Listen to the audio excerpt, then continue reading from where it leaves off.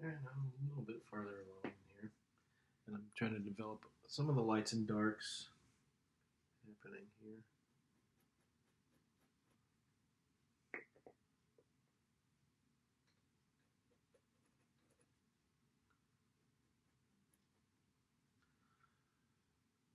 You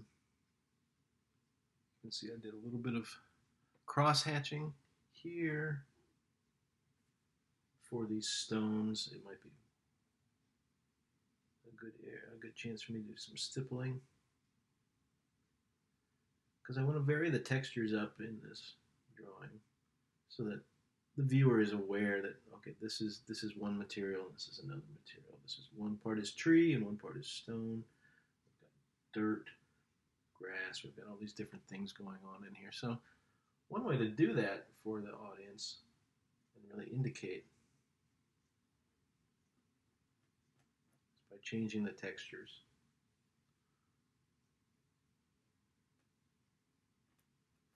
More contour.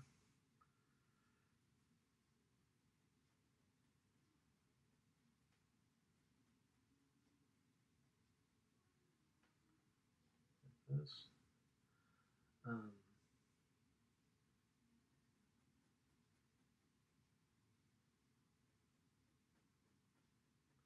Using the crosshatch in this area.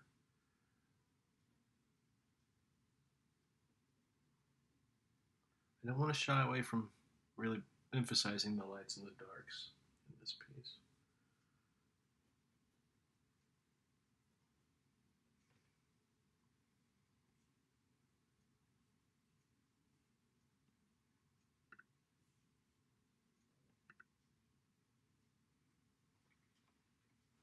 All right, so I've come in, I've done a little bit of, like, you can see some scumbling in the tree trunks here, a little scumbling here. I've got a little bit more stipple going on, some cross hatching. So I'm kind of mixing it all up.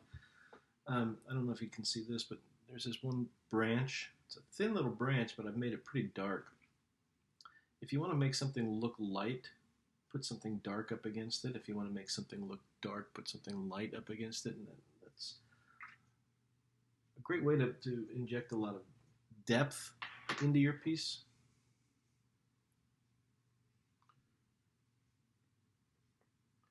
So here I'm coming back.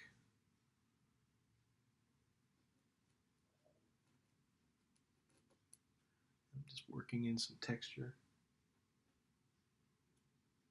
There's some nice scumbling to create the texture of the tree bark in here.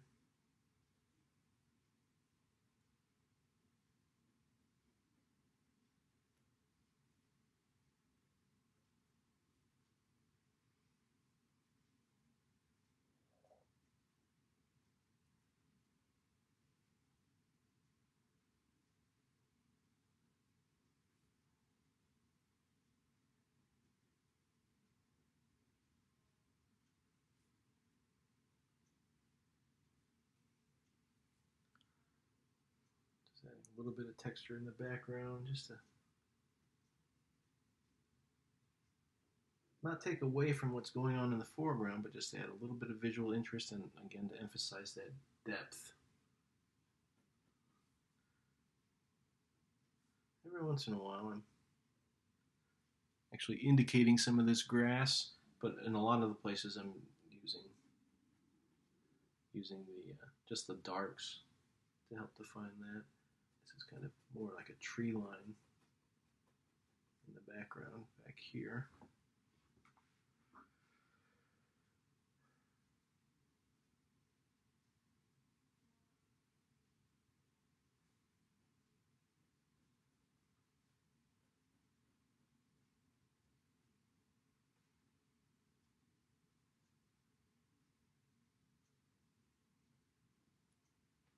At this point, I might actually come in and use some really thick lines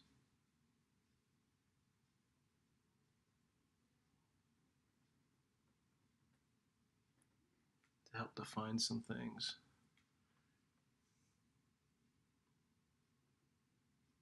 It's one of the beauties of working with a crow quill is you can get these very thick lines and thin lines And when you mix them up and get them next to each other, it really creates a lot of life into the scene.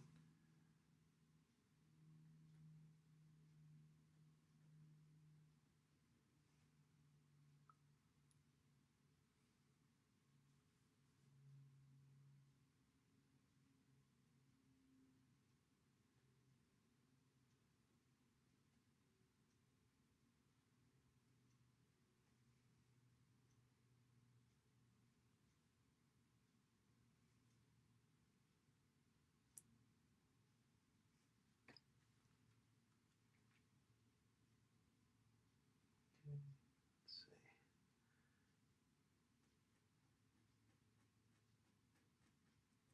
Every once in a while, I just have to stop and take a look at what I'm doing.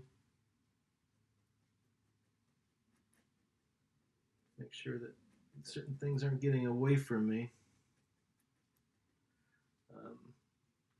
Because even I sometimes, when I'm doing this, I find myself falling in love with the mark making sometimes, and it kind of gets away from me because I'm just into that groove of making these marks, and then I kind of forget what it is that I intended them to be doing in the first place. And so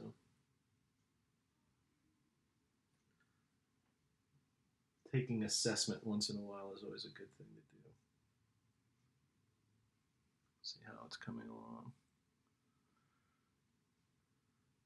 There's a tree root here.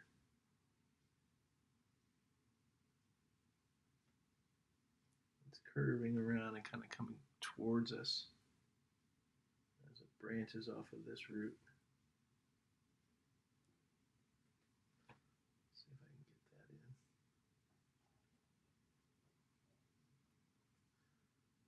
Like a little crosshatch here. I'll help push that back under the into the shadow.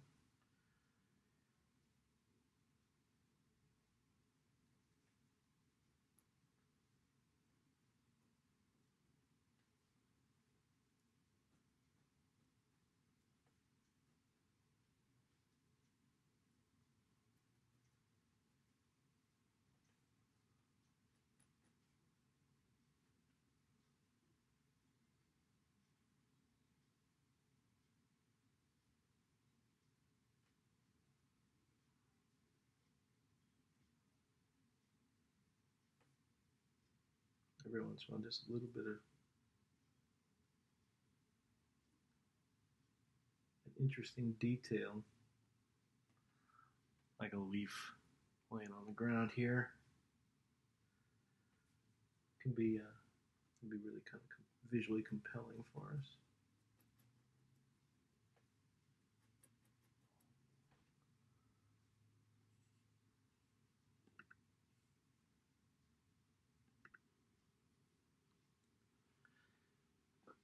Okay, so here you can see, again, I'm trying to emphasize that these branches are in front of this tree trunk. And so I had them cast a shadow onto the tree trunk back behind them. But even then, like this little tiny thin branch is right up against the tree trunk, so the shadow comes right up to the trunk, but then it follows around and moves further away from the branch that's casting the shadow to show that there's distance here. On this shadow, I've actually made the shadow completely away from the tree trunk. You can see there's a space here, which again gives us a sense of that depth. The branch is here, and then the trunk is back behind it with a little bit of distance. So by casting the shadow again, and it's following the contour, the roundness of that tree trunk, to further emphasize that roundness of that. But by having that little bit of space in here, it's setting that off. And it also gives us a sense that these two branches, this one here and this one here, are not going in, they're not going perfectly parallel to each other.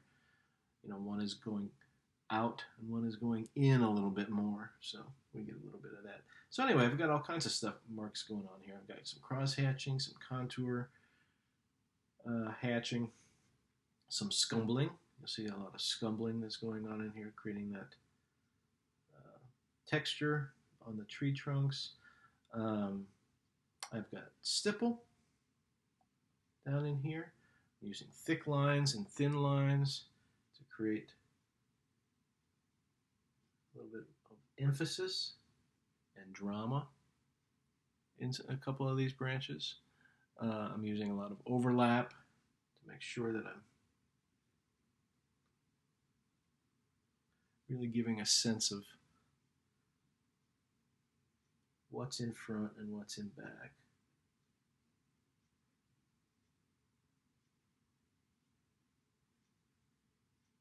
Okay? Contrast, the most important thing that we can get going on in a nice pen and ink drawing. Lights and darks. Don't be afraid of those darks. It is ink after all. And those darks are going to be the thing that gives it its life. Okay, so anyway, just a quick little drawing here showing how these different techniques kind of come into play.